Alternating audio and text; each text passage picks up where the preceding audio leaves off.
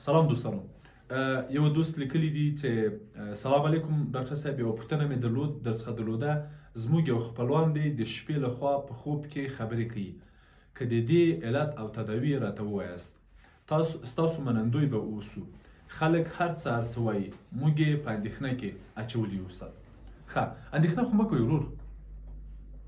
یوازینی مورد چې معمولا زه ډېر ارزښت نه ورکوم دا په خوب کې خبرې کول دي، ځکه چې هېڅ ستونزه نه ده، هېڅ آفت نه ده، هېڅ تاوان نه کوي، هېڅ زیان په انتظار کې نه ده.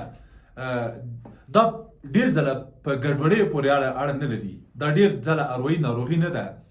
دا عادي مسایل دي چې اوس غواړم تاسو سره ځینې مسایل یو پر بل پسې شریک کړم. یعنې اول غواړم دا درته ووایم ورور چې ډېرې د اندېښنې وړ نه ده، تشویش وړ نه ده. ډېر ځله د نوکانو زدویل، د ګیرې ویستل، د پښې ښورول یا یو غږ ایستل یا په خوب کې خبرې کول او ورته نور مسایل، یا د ګوتو په خوا کې دغه پوستکي شلول یا د څنډو پوستکي خوړل یا په اصطلاح ویستل. دا ډېر ځله لویه بدبختي نه ده، سره له دې چې خپله ستونزه ده. هغه خوب کې غږېدل کېدای شي خلک وځوري، کېدای شي خلک اذیت کړي، اما په ذات کې کومه جدي مسله نه ده. وایي اجازه راکړئ یو ټوکه وکړم. وایي وخت کې فروید ته یو څوک راغلي وه، یو مشهوره ارواپوه ده اتریشی، وایي یو نارینه و.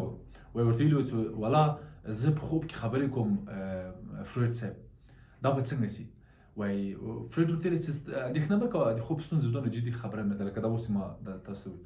وایي نه والا زه ډارېږم چې نورې خبرې ونه کړم.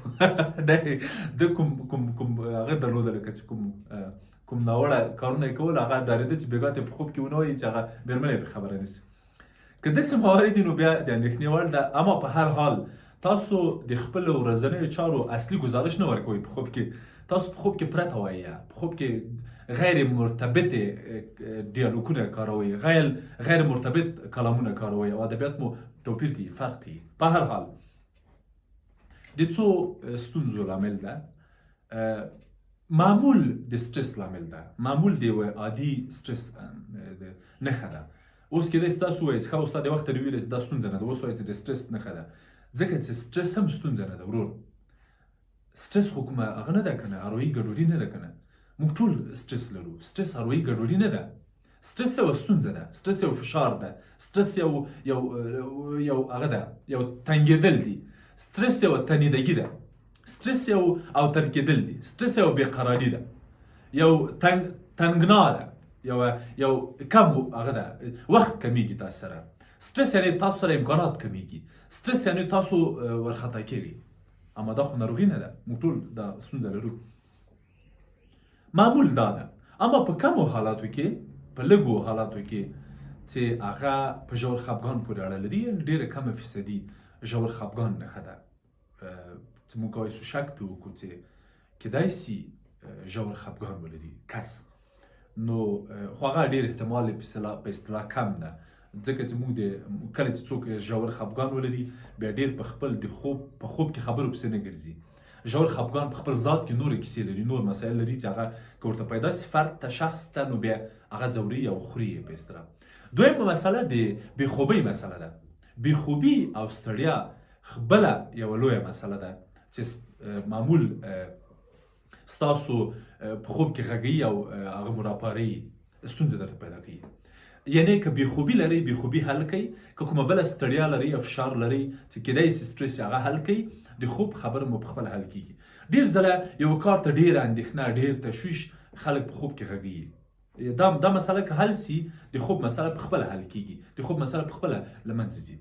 دریم مورد او دریم مسله د الکولو او نشهیي توکو مسله ده، یا ووایم چې د دود کارول یا کومه بله نشه ده.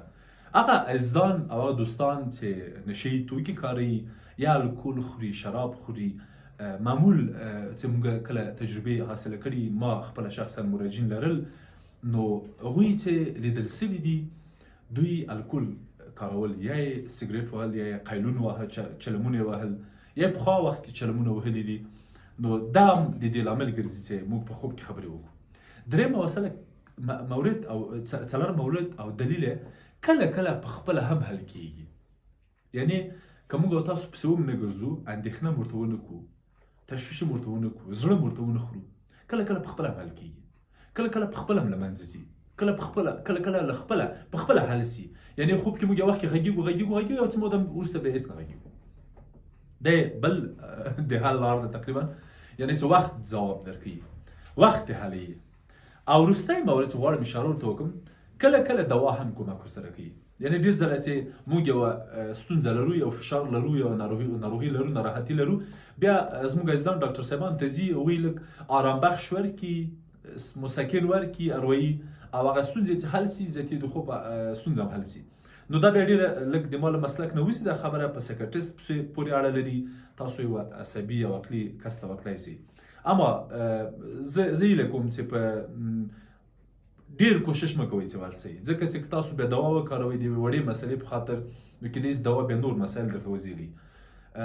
دا مسله او د خوب مسله او د خوب کې غږېدو مسله تر همدې بریده پورې کفایت کوي. اما که تاسو د خوب په اړوند یا په برید بله پوښتنه هم درلوده یا کومه بله پوښتنه درته پیدا سوي وي، حتما موږ ته په کامنټ کې ولیکئ، موږ به را روانه اونۍ په را روانه خپرونه کې ضرور په هغه مورد هم رڼا واچوو او تاسو سره به شریک کړو. مننه.